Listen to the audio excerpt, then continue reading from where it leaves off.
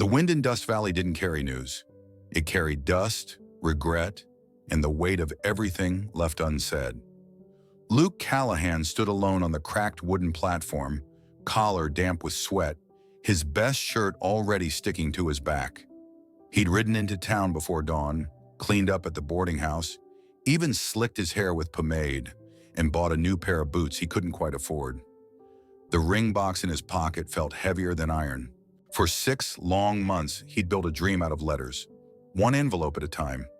The woman in those letters, Evelyn Harper, had written of lilacs and laughter, and her longing for stars unblurred by soot and city smoke. She was coming from Philadelphia on a train that was always late. But Luke had been early, waiting since sunup, heart pacing like a colt before a storm. When the train finally screeched into Dust Valley with a shriek of brakes and a cough of steam, Luke straightened his shoulders. He took off his hat, ran a hand through his hair, and tried to steady his breathing. Passengers stepped off, an old miner with a crooked back, a young mother with a crying baby, and then her.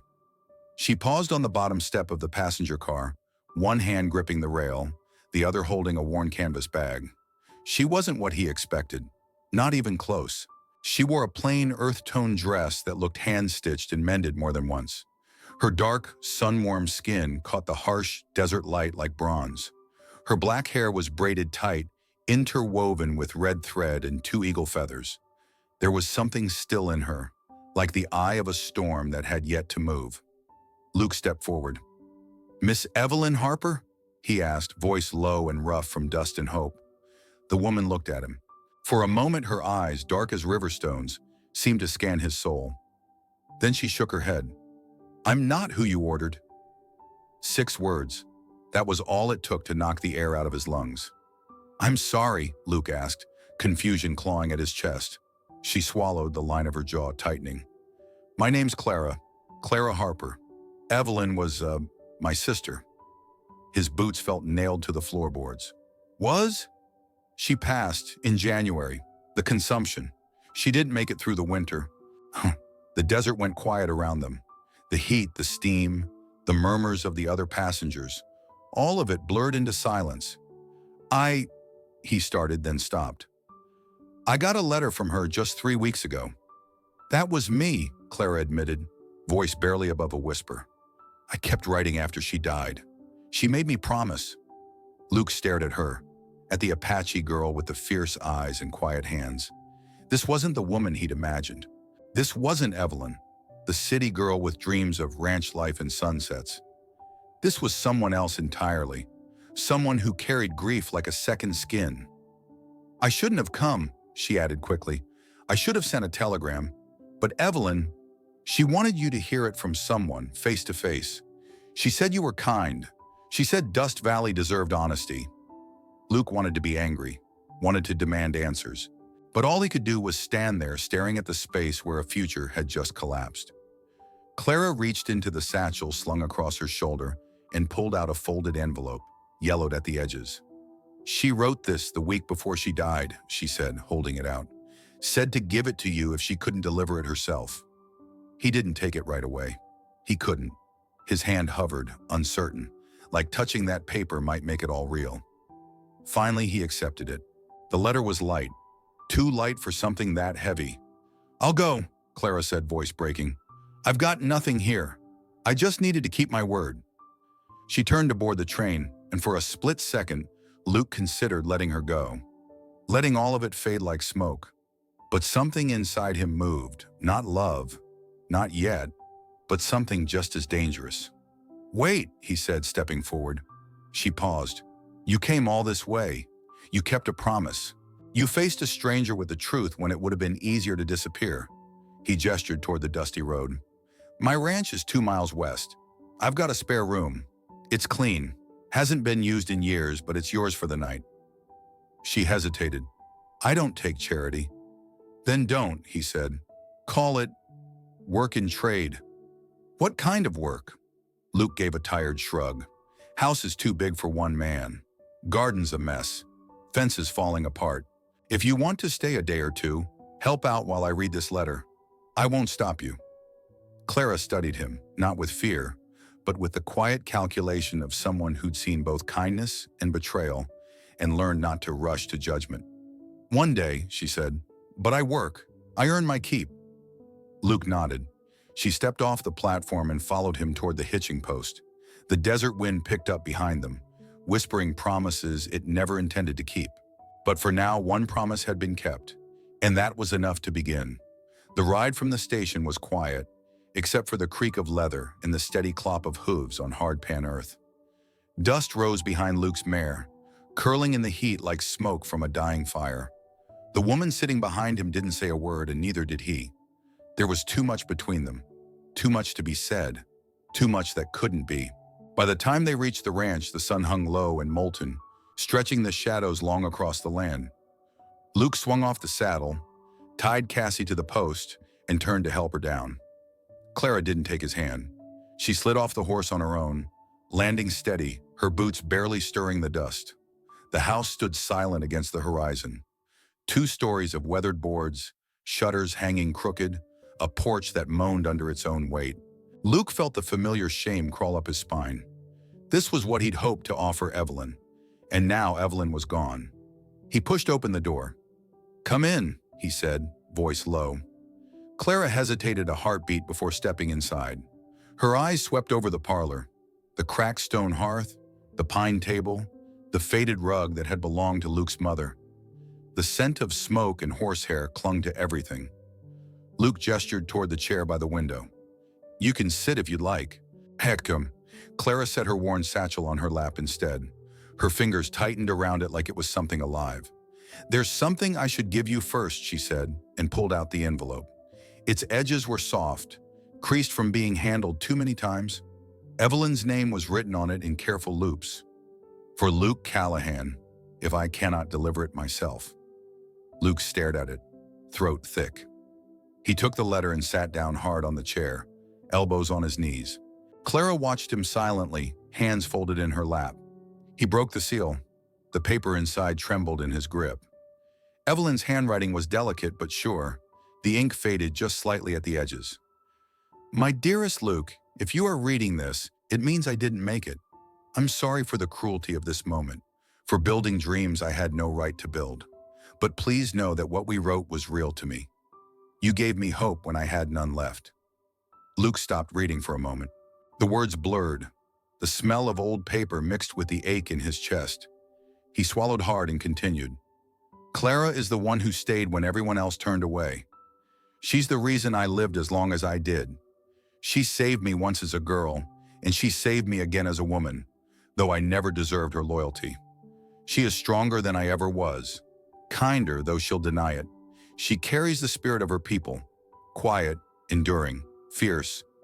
I ask you, if you can, give her a chance to start over. Not out of pity, but because she has earned more from life than grief. Take care of her, Luke, as I wish I could have taken care of you. Evelyn Harper."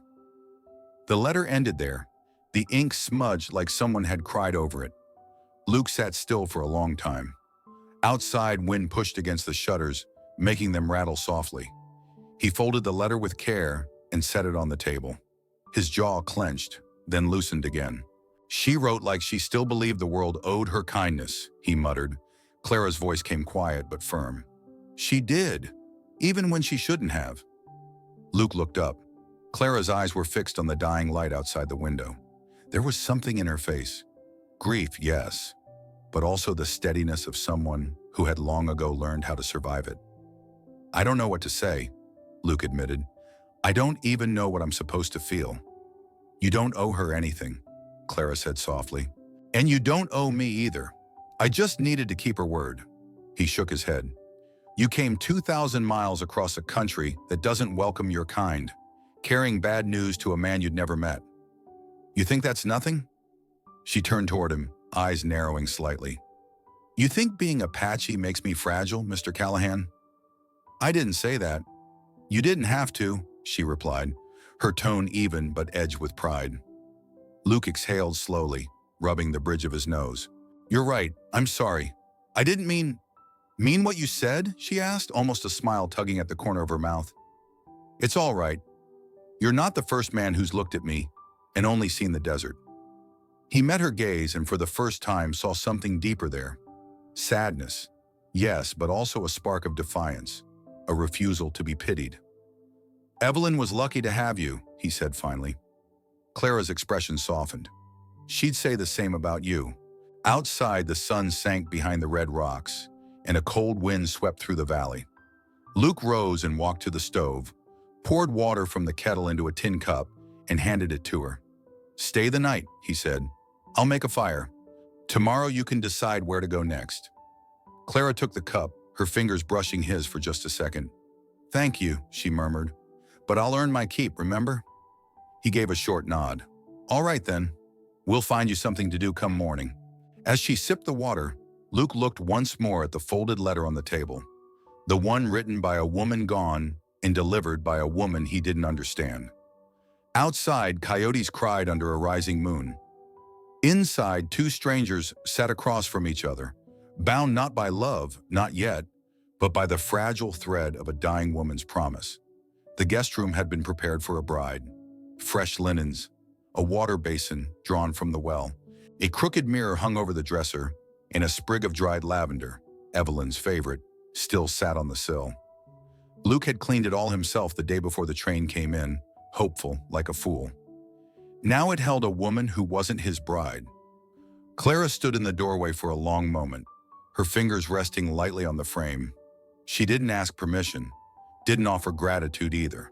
She simply nodded once and stepped inside with the quiet confidence of someone who didn't take up more space than needed, but owned every inch she stood on.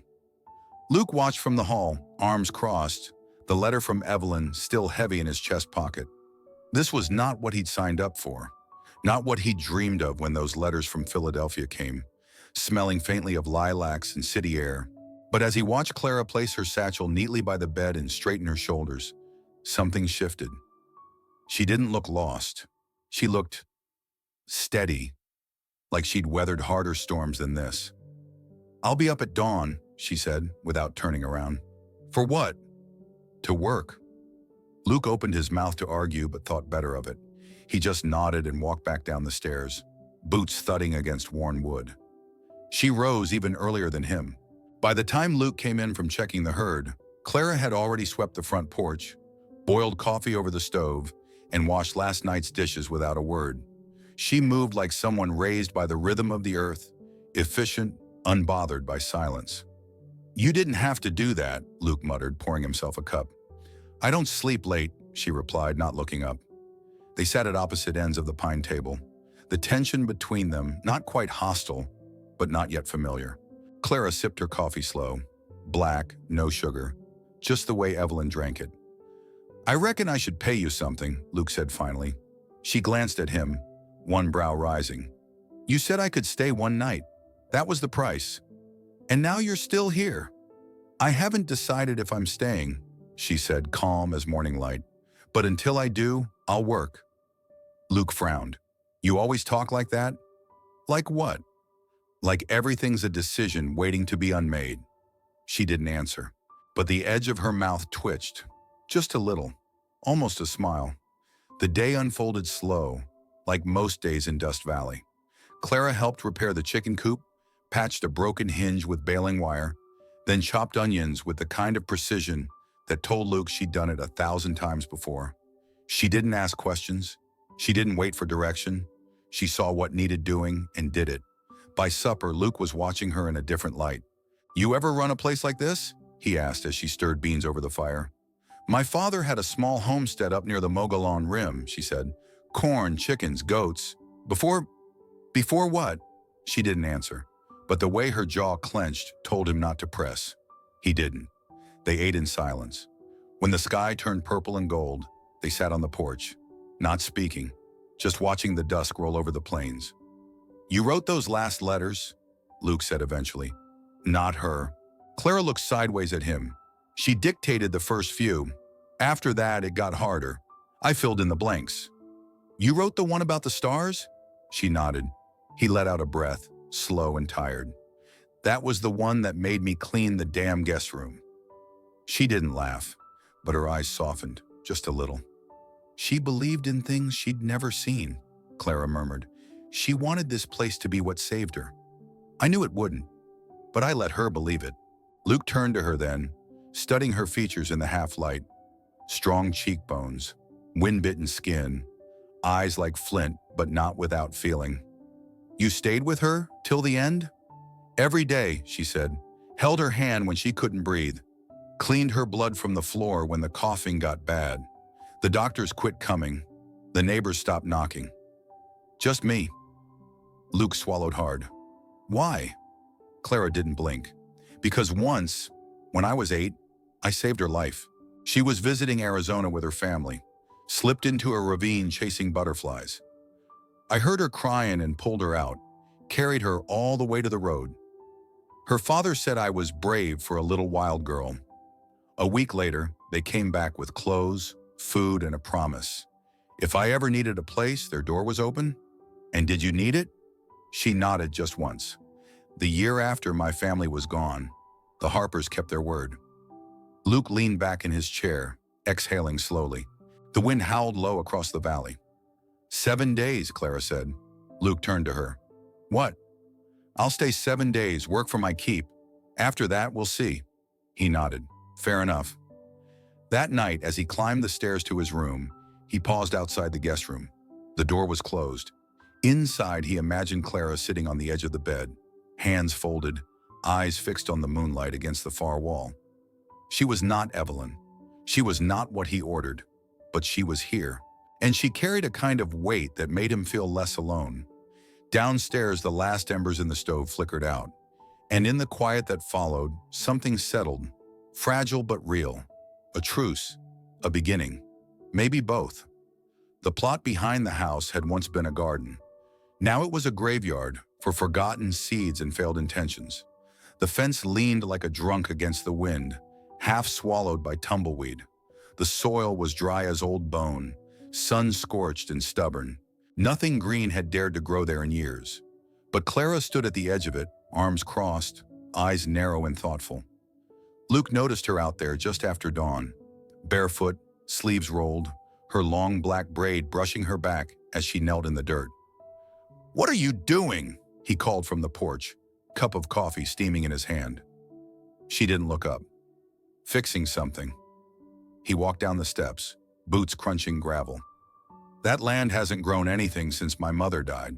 Even Evelyn didn't mess with it." Clara ran her fingers through the sand like she was reading a story only she could see. "The land isn't broken, just forgotten." Luke scratched the back of his neck. "You think you can bring it back?" She stood and faced him, dust clinging to her skirt. "I don't think. I try." By mid-morning, Clara had sectioned off the patch with sticks and old rope. She carried in buckets of water from the well, lined the perimeter with flat stones to trap overnight moisture. Where others saw waste, she saw signals, shade lines, wind direction, insect patterns. From her satchel, she pulled small paper bundles, seeds wrapped in cloth, feathers, and twine. She pressed each seed deep into the ground with quiet ceremony.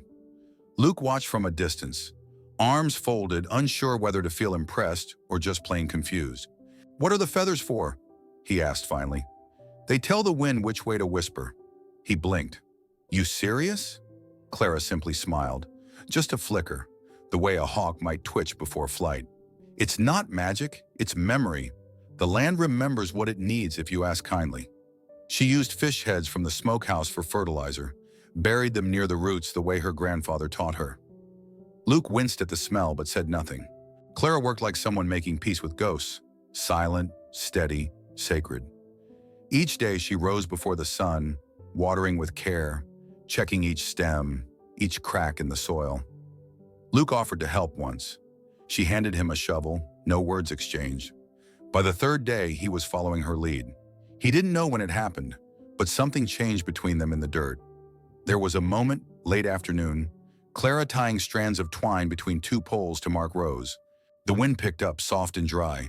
A feather spun in the air and caught on her braid. Luke stepped forward and gently removed it. Their eyes met. She didn't flinch. Neither did he. Something unspoken passed in the breeze. Then came the fourth morning.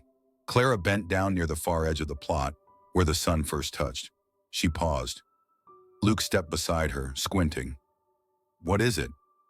She brushed back the dirt with her fingertips, gentle, reverent. There, rising like a whisper from the dust, was a single green sprout, delicate, determined. Luke crouched beside her, resting one hand on his knee. Well, I'll be damned.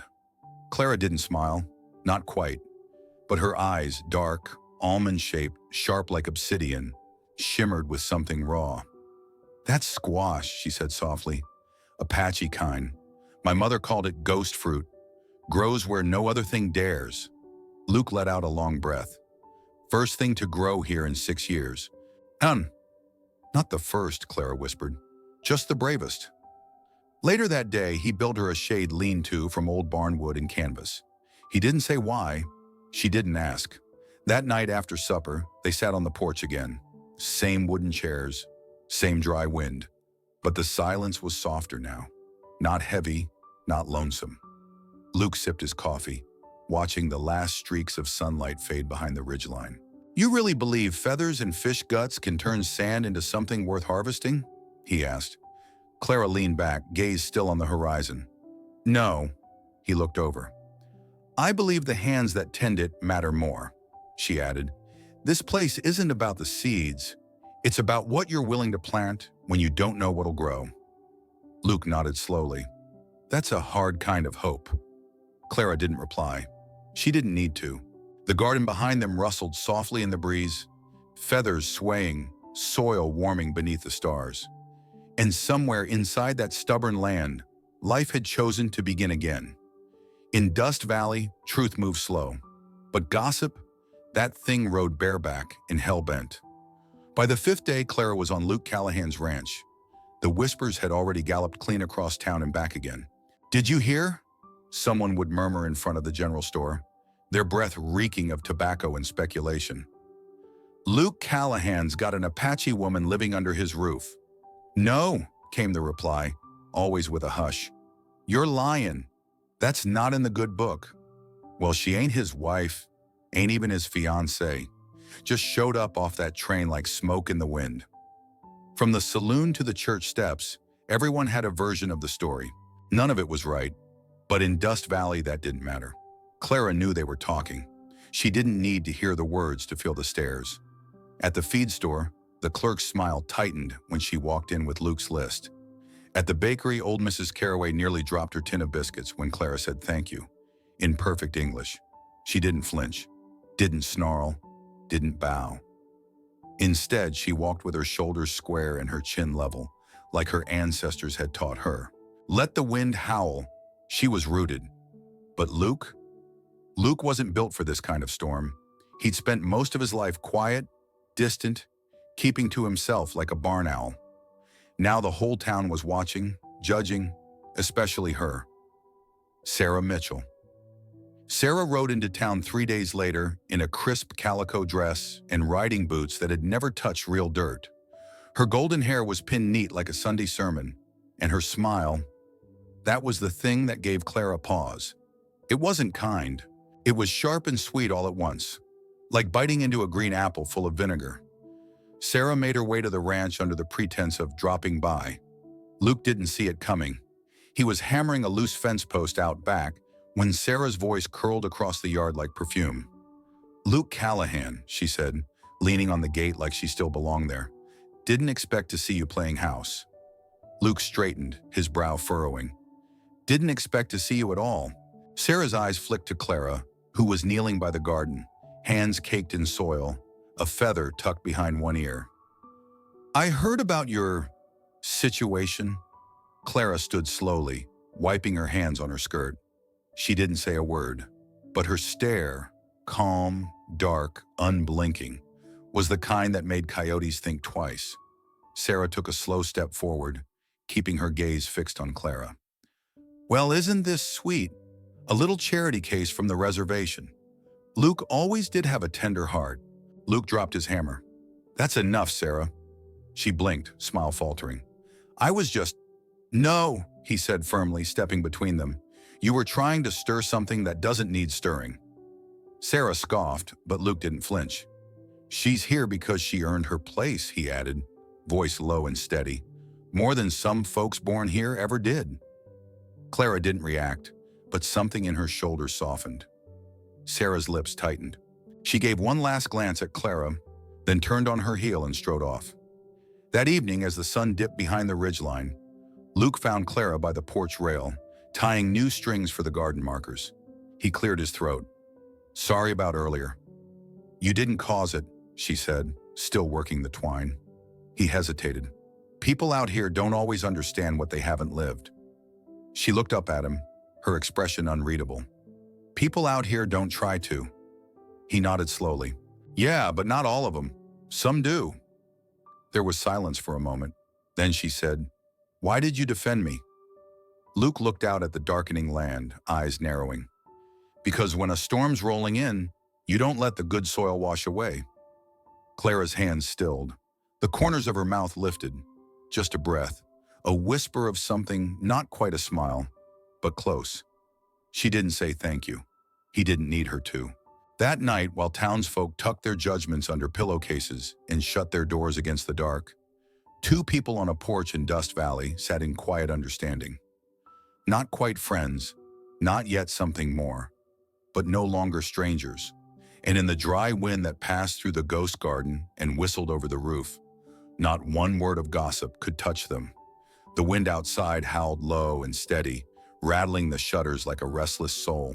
Inside, the house was warm, lamplight flickering across rough-hewn walls, casting two long shadows that danced without music.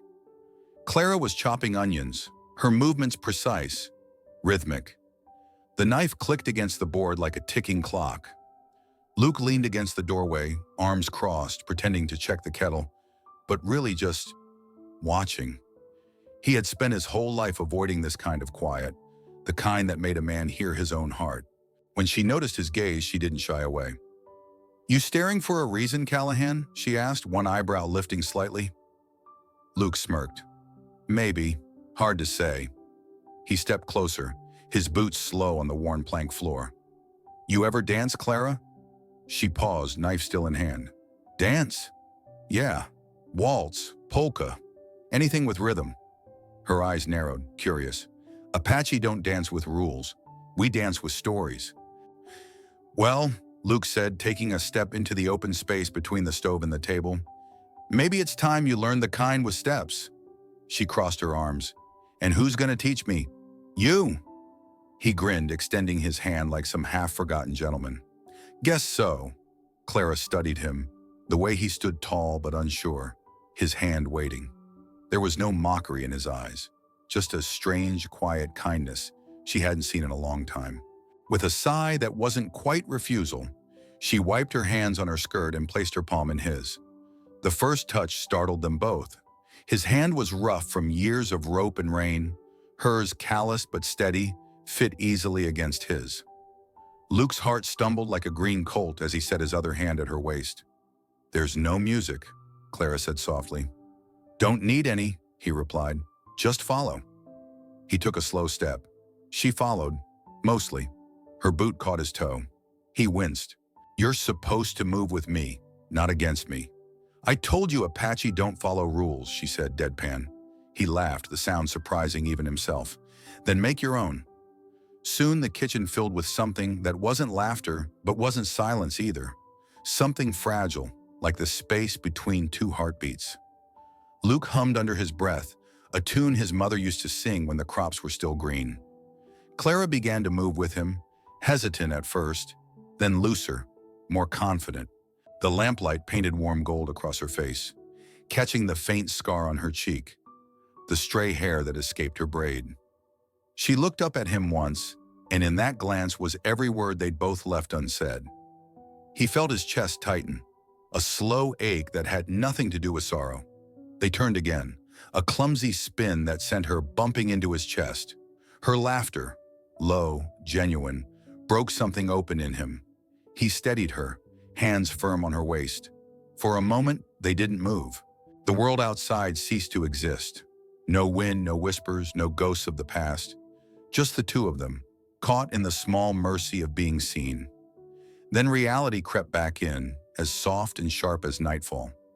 Clara stepped away first. Her breath trembled, though she masked it well. "I should check the stew," she said, her voice quieter now. Luke nodded, rubbing the back of his neck. "Yeah, guess you should." She turned, but not before he caught the faint flush along her cheek. He busied himself with the lantern, pretending to adjust the wick. The silence stretched again, but it wasn't empty this time.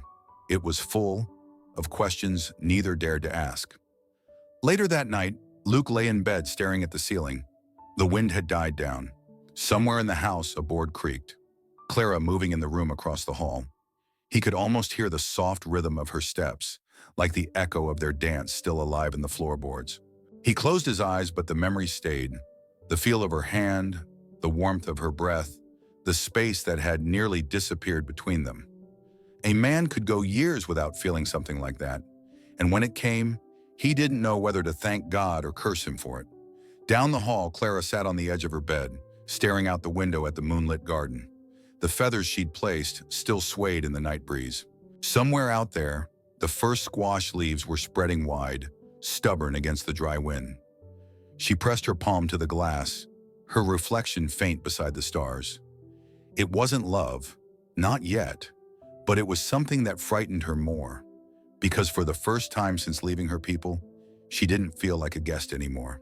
The sun dipped behind the mesa, setting the sky ablaze in streaks of copper and plum. In Dust Valley, that meant one thing. The harvest festival was beginning. The town square had transformed. Strings of lanterns crisscrossed above, swaying gently in the breeze. Music drifted from a fiddler's bow, boots scuffed up the dirt in rhythm, and pies baked all afternoon lined long wooden tables.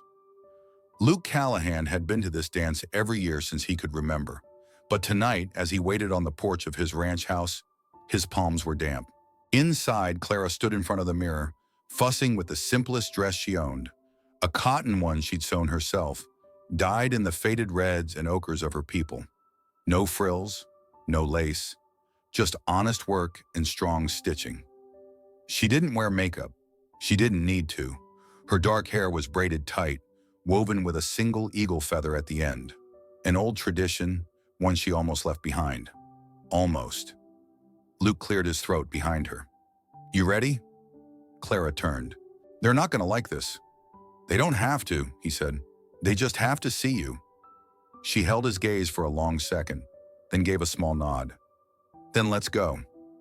When they arrived at the town square, conversations faltered.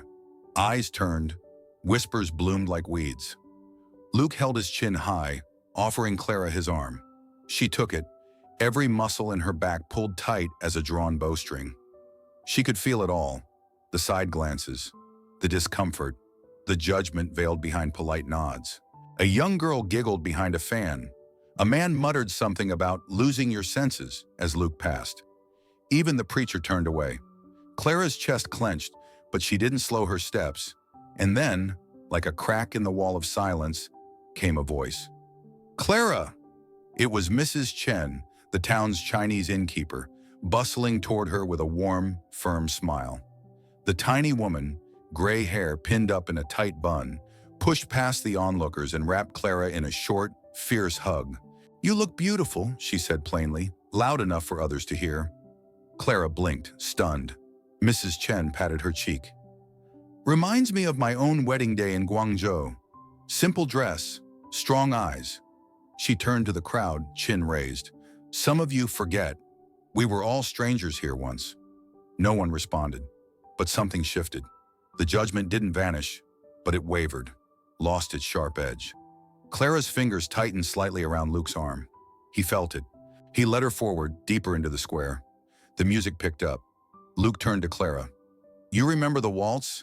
Her lips twitched. "Don't step on my feet, cowboy." He laughed, and they moved into the crowd.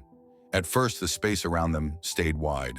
No one dared join, but Clara moved with grace, her steps measured and proud. Luke guided her gently, and together they carved a rhythm into the dust. People watched, but they weren't whispering anymore. They were wondering, was this the same Apache girl who worked the land with her hands? The one who shopped at the general store without a word? The one who fixed the Harper's roof with her bare fingers and didn't ask for thanks? Yes, and more. Clara didn't smile. She didn't bow. She danced, tall, quiet, fearless. One by one, the space around them filled.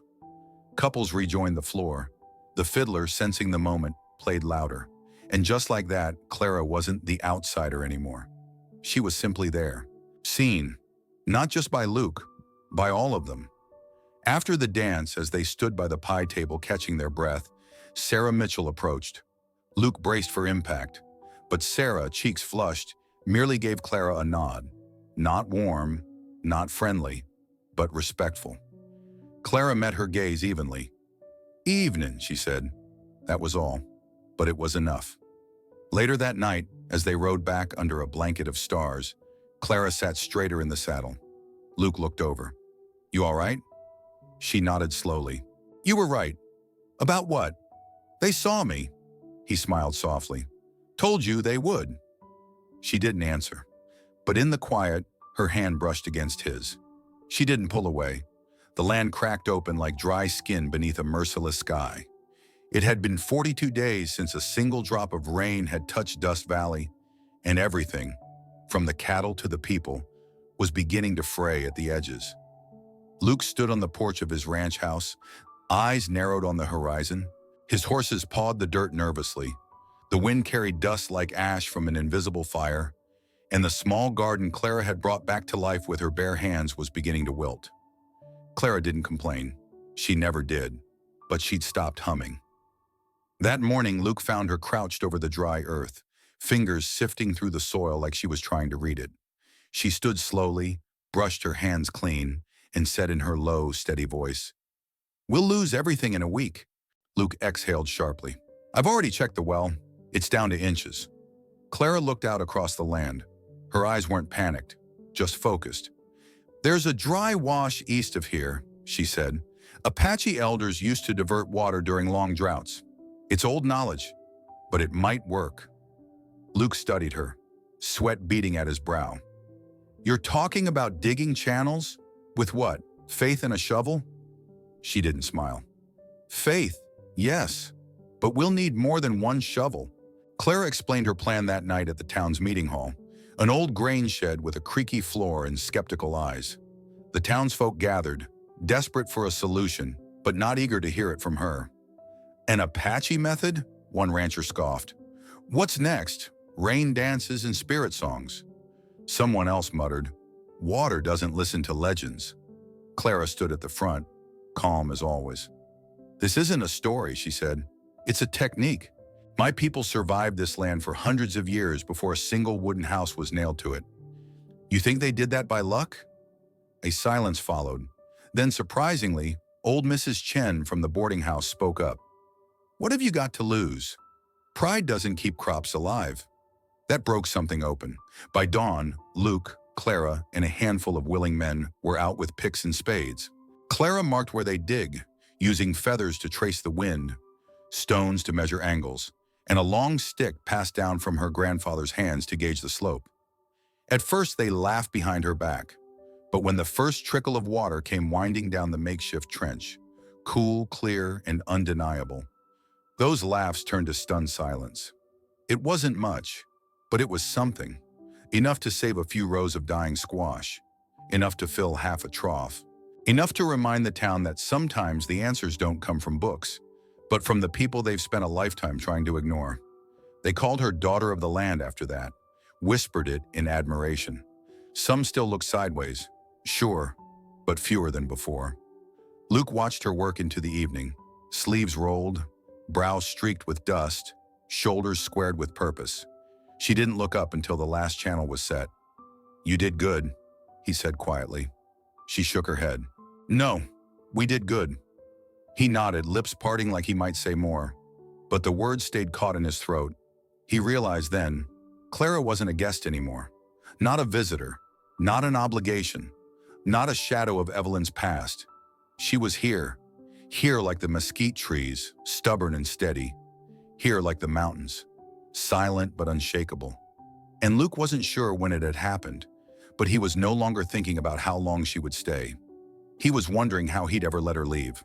That night, the sky stayed dry, but the earth, for the first time in weeks, held hope. And in Dust Valley, That was a miracle all its own. The first sign of him was the smoke, not from a chimney but from the ridge, thin, gray, and deliberate. Clara saw it from the garden at sunrise. Her breath caught before she could name it. That kind of smoke wasn't for warmth, it was a message. By mid-morning, the rider appeared, tall, broad-shouldered. His horse moved like part of the wind itself. He wore a deerskin coat fringed with dust, and a necklace of carved bone hung against his chest. The moment he saw Clara, he pulled the reins tight. "Little Hawk," he said in Apache, "you still walk the white man's earth." Clara froze. It had been years since anyone called her that name. She wiped her hands on her skirt, heart hammering. "Tasa," she breathed, "you shouldn't have come." He dismounted and looked around the ranch, eyes sharp and unreadable. "You shouldn't have stayed." Luke came out from the barn, wiping his hands with a rag. He saw the man, tall, proud, armed with a knife that looked more ceremonial than practical, and slowed his step. "Friend of yours?" Luke asked carefully. Clara hesitated. "My brother," she said finally, "from my tribe." Taza's gaze flicked toward Luke. "So this is the man," he said, switching to English that carried the rough cadence of the desert wind. "The one they whisper about in town. The one my sister works for." Luke held his ground. "She doesn't work for me. She works with me." Taza's jaw tightened. "And yet she wears his dirt, not her own." "Taza," Clara said sharply, "enough." They spent the afternoon talking in the shade of the porch, their words shifting between Apache and English. Luke gave them space but listened from the steps, arms resting on his knees. Taza spoke of the mountains, the droughts, the sickness, the small band of their people still living in the high mesas where the air was thin and the earth unforgiving. "We are rebuilding," he said. "We have a new chief. The land remembers us, Clara. It needs its children back." Clara looked down at her calloused hands. The land here had begun to remember her too. The garden, the channels, the animals, they were all breathing again. "You think I've forgotten who I am?" she asked quietly. "No," Taza said. "I think you've forgotten where you belong." She flinched because he wasn't wrong. When Taza left that evening, he didn't ask. He commanded. "We leave at dawn," he said, mounting his horse. "If your heart still beats Apache, you'll follow." Then he was gone, just a trail of dust fading into the hills. Clara stood there long after sunset, her face unreadable. Luke stepped beside her, slow, careful. "You don't have to explain," he said. "I wasn't going to," she replied, her tone caught somewhere between defiance and sorrow. He nodded, looking toward the ridge. "He's right about one thing, though. That land does need people like you." She turned toward him, eyes burning. "And what about this land? This place? These people?" He looked back at her. "They need you too. Maybe even more." The silence stretched between them, heavy as dusk. Later that night, Clara sat by the window in the small room that had once belonged to Evelyn Harper. The moon hung low and white, carving a silver line across the dusty floorboards. Her hands rested in her lap, holding the old feather she'd worn in her braids since childhood. She thought of the mountains, the song sung by firelight, her mother's voice, the smell of rain when it did come. And she thought of this place, Luke's quiet steadiness, the garden that refused to die, the way the wind bent the feathers she'd planted into the soil. Two worlds, two kinds of belonging. Outside, she heard the soft creak of the porch step. Luke was still awake, sitting out there, watching the same horizon she was torn between. She opened the window just enough to hear his voice when he finally spoke. "You don't need to be what anyone expects," he said softly, not looking up. "Not your people, not mine, not Evelyn's ghost." Clara swallowed hard, tears burning behind her eyes. "You don't need to be anyone else," he said. "Just yourself." Then he stood, tipped his hat toward the dark hills, and went inside. Clara sat there until the sky began to lighten. When the first pale streaks of dawn stretched over Dust Valley, she rose. Her decision wasn't made with words. It was made in the stillness between them, the kind that comes when the past calls and the heart refuses to answer too soon. She looked toward the mountains one last time, then turned her gaze toward the ranch, where smoke from the breakfast fire curled steady and sure into the waking sky. The morning Clara stayed, the wind blew from the east, dry but not cruel. She hadn't said it out loud. There was no grand declaration, no tears, just a quiet sound of her boots on the floorboards, the creak of the kitchen door, and the familiar clink of enamel cups being set for coffee. Luke found her in the garden, kneeling in the dirt, sleeves rolled up, fingernails already dark with earth. She didn't look up when he approached. "The squash needs more shade," she said. "We can use the leftover burlap from the barn." Luke nodded, his chest tightening in a way he couldn't explain. "All right," he replied, voice low. "Let's do it." Not because she owed him, not because of Evelyn's letter, but because for the first time in her life, Clara Harper had chosen. Weeks passed, and the Dust Valley Ranch began to change. They started small. Clara taught Luke how to dig Z-shaped trenches to trap rainwater. Luke taught her how to mend wire fencing without slicing open her palm. They built a new chicken coop together and painted it the same sun-faded red as the barn. Then came an idea.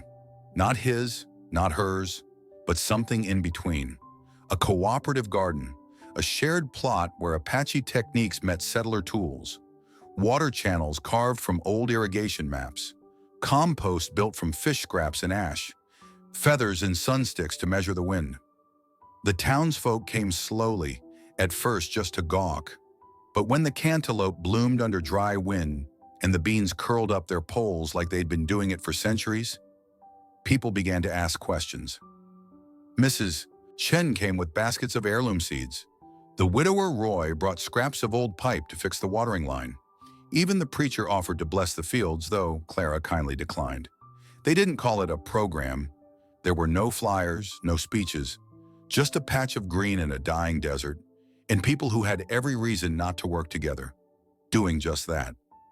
One morning, Luke and Clara stood side by the fence line. The sun was just climbing over the horizon, painting everything gold. Before them lay rows of vegetables, wildflowers swaying between them like an accidental rainbow. Farther off, goats chewed lazily near the windmill. Beyond that, the town, the hills, the quiet world that never noticed when miracles bloom slow. Luke leaned on the fence post. "Looks like we built something after all," he murmured. Clara didn't answer right away. Her eyes were scanning the fields, but her thoughts were somewhere deeper. Then she opened her hand. In her palm lay Evelyn Harper's letter. The paper was worn soft by time, the ink fading, but the words still clear. Words like dignity, truth, and home. She let the sunrise hit the paper for a moment before folding it carefully, placing it back in her pocket like a prayer answered. Luke turned toward her. "You ever think about what she'd say? Seeing all this?" Clara nodded, smiling just barely. "I think she'd say it took long enough." They both laughed, not loudly, but enough to shake the last chill off the morning. There was no kiss, no vows exchanged, no curtain fall or grand finale. Just two people, a cowboy and an Apache woman, standing in dirt they made bloom, on land neither fully belonged to, but both had earned the right to call home. The world beyond Dust Valley would go on ignoring them. That was fine. They hadn't built this life to be seen. They built it to be. That evening, a breeze carried the scent of sage and tomato vines through the open windows of the ranch house. Clara sat on the porch, eyes soft, face relaxed in a way it hadn't been in years. Not since before the raids. Not since before the betrayals. Luke joined her with 2 mugs of sun tea. They didn't say much. There wasn't much left to say. The land was quiet. The future, unnamed, unwritten, stretched out before them like a promise.